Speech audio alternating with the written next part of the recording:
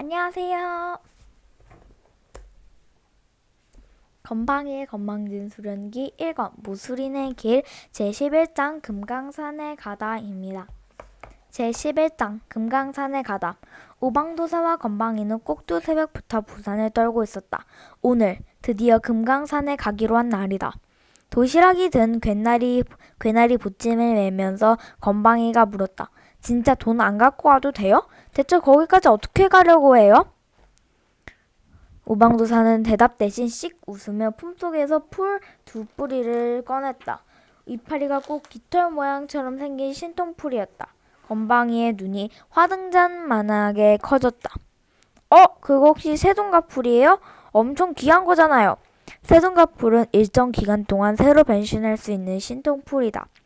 변신할 수 있는 새의 종류에는 구애가 없지만 몇 년근이냐에 따라 지속되는 시간이 달랐다. 내가 오늘을 위해 특별히 준비해둔 것이니라. 팔면 무지 비싸게 받을 수 있을 텐데.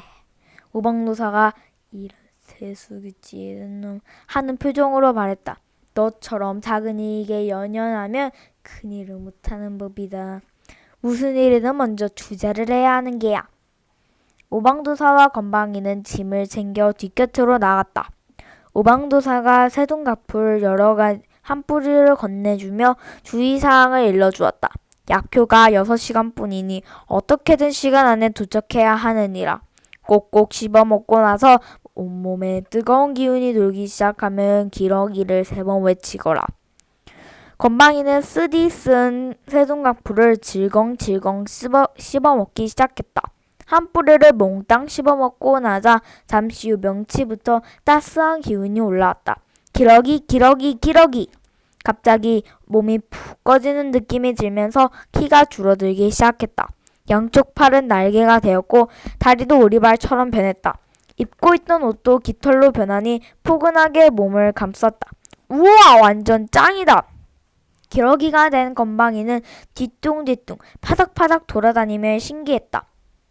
그런데 날개가 좀 불편한 것 같아서 뒤를 보니 괴나리 보찜이 그대로 등에 매달려 있었다.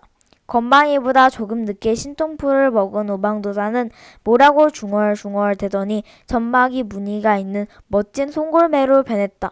건방이가 불만스러운 말투로 따졌다. 사부만 폼나는 걸로 변하고 나도 매가 좋은데. 송골매가 된 오방도사는 꿀밤 대신 부리로 건방이의 머리를 콕 쪼았다. 이놈아, 다 너를 위해서 그런 거야. 장거리 비행엔 기러기 같은 철새가 제일 편해. 그럼 사부는요? 송골매로 변한 오방도사가 헛기침을 했다. 나 같은 고수한텐 품위 유지란 게 중요한 법이야. 잔말 말고 어서 따라와. 오방도사가 먼저 땅을 박차고 하늘로 날아올랐다. 처음에는 닭처럼 헛날갯질을 하던 건방이도 곧 그 뒤를 따랐다. 옛날 이야기를 보면 도인들은 두루미를 타고 날아다니던데 사부는 그런 것도 못해요? 이제 그러면 동물학대로 걸리는 것도 모르느냐? 두루미들 허리 디스크 생긴다고 못하게 막은 지 벌써 100년도 더 됐다. 오방도사와 건방이는 유유히 휴전선을 넘어 북한 상공으로 들어섰다. 누군가 개나리 부찜을 맨 기러기와 송골매가 사이좋게 날아가는 모습을 봤다면 깜짝 놀랐을 게 분명하지만 다행히도 하늘을 올려다보는 사람은 없었다. 금강산에 도착한 것은 정오 무렵이었다. 꼬박 6시간 동안의 강행군이었다. 날갯짓이 일쑤지 않았던 건방이는 너무 고단해서 봉우리에 내려앉자마자 큰 대자로 뻗었다. 잠시 후 둘은 사람으로 돌아왔다. 이럴 줄 알았으면 안 따라오는 건데. 건방이는 말할 기운도 없어서 죽어가는 목소리로 중얼거렸다. 엄살 그만 부리고 밥이나 먹자. 오방도사는 한 30분 가볍게 조깅한 사람처럼 쌩쌩해 보였다. 건방이는 녹초가 된 몸을 억지로 일으켜 도시락을 풀었다. 처음에는 별로 생각이 없었던 건방이도 일단 이 밥이 입 안으로 들어가자 입맛이 돌았다. 스승과 제자는 아무 말 없이 와구와구 쩝쩝쩝 도시락을 먹었다. 금강산도 시구경이라니. 밥을 다 먹고 나서야 금강산의 풍경이 눈에 들어왔다. 4월의 금강산은 이제 막 기지개를 켜고 깨어나는 중이었다. 봄꽃은 아직 만개하지 않았지만 기이한 바위며 흰 물보라를 일으키는 폭포, 깎아지른 듯한 봉우리까지. 과연 어디를 보나 절경이었다. 둘은 본격적으로 신통풀을 채취하기 시작했다. 오방도사가 정한 경로는 원을 그리듯 봉우리를 훑어 내려오는 것이었다. 그런데 3시간이 지나도록 신통풀은커녕 도라지 한 뿔이 보이지 않았다. 봉우리를 잘못 선택한 거 아니에요? 건방도사가 슬슬 오방도사를 탓했다. 이놈아! 너도 12,000개의 봉우리 중에서 하나를 고른다고 생각해봐라. 그게 쉬운가? 오방도사는 민망한 마음에 대래 큰 소리를 쳤다. 하지만 봉우리를 잘못 선택했다고 느끼는 건 오방도사 역시 마찬가지였다. 오방도사가 선택한 곳은 내금강 쪽의 작은 봉우리였는데 겉보기와는 달리 땅이 대부분 암석 덩어리라서 신통풀이 자라기 어려운 환경이었다. 건방의 눈에 뭔가 이상한 것이 들어왔다. 사부, 이것 좀 봐요. 건방이가 가리킨 것은 땅이 파헤쳐진 자국이었다. 오방도사가 그 자국을 주의 깊게 살펴보더니 심각한 표정으로 말했다. 우리보다 신통풀을 캐간 놈이 있구나. 여긴 사람 출입이 통제된 곳이잖아요. 사람이 아니야. 오방도사는 주변의 풀을 뒤적이며 푹 파인 발자국 하나를 찾아냈다. 이 정도 크기라면 아마 곰 비슷한... 오방도사가 말을 마치기도 전에 반대 건너편 잣나무 숲에서 커다란 그림자가 튀어나왔다. 크옹! 눈에서 푸른빛이 이글거리는 거대한 흑곰이었다. 흑곰이 입을 쩍 벌리자 톱니처럼 날카로운 이빨이 드러냈다.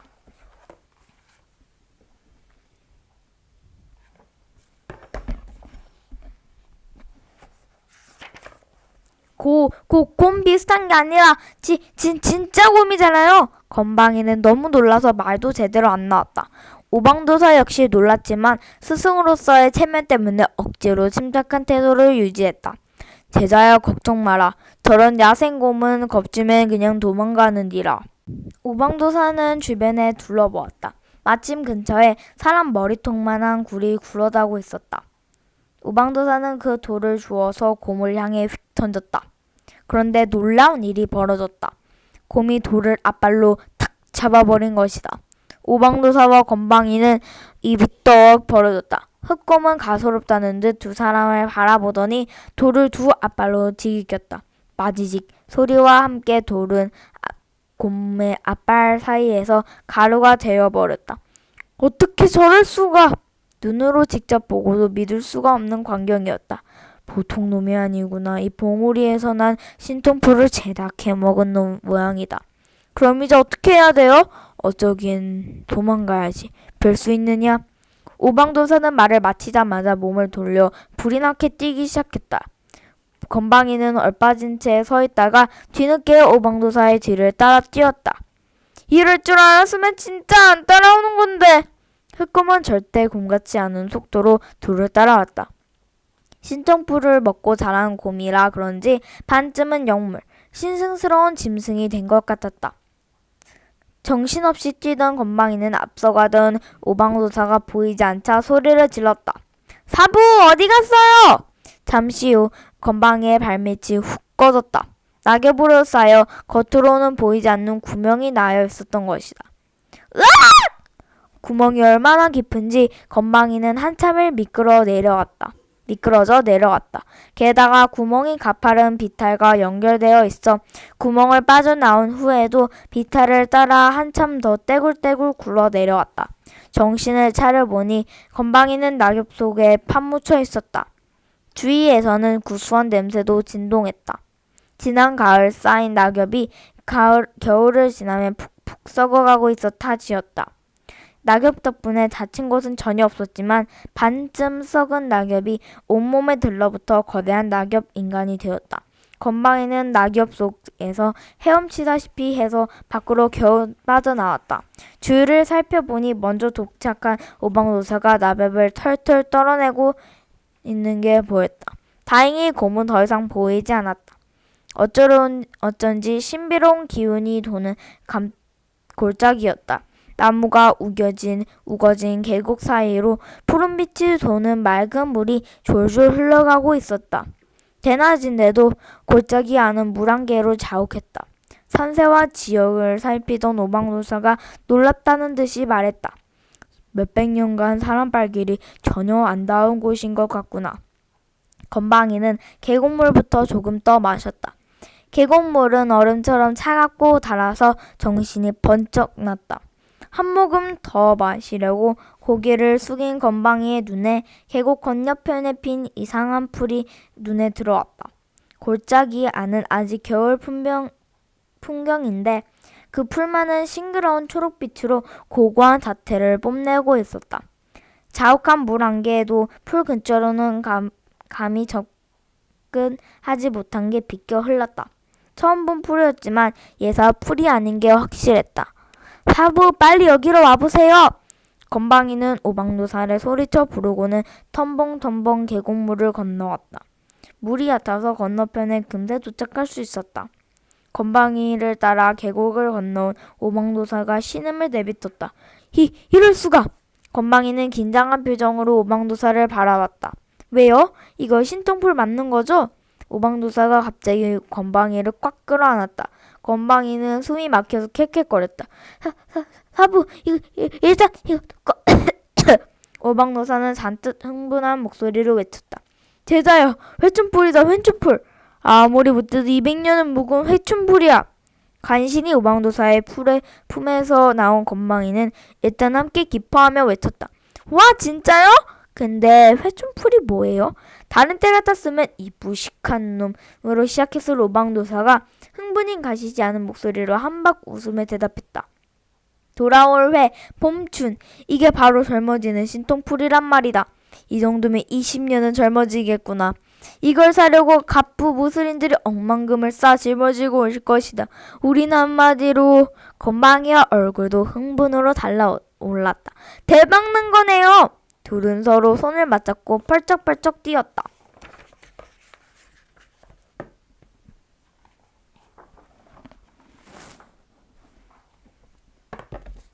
네, 11장 금강산에 가다가 끝났습니다. 12장 납치도 기대해주세요.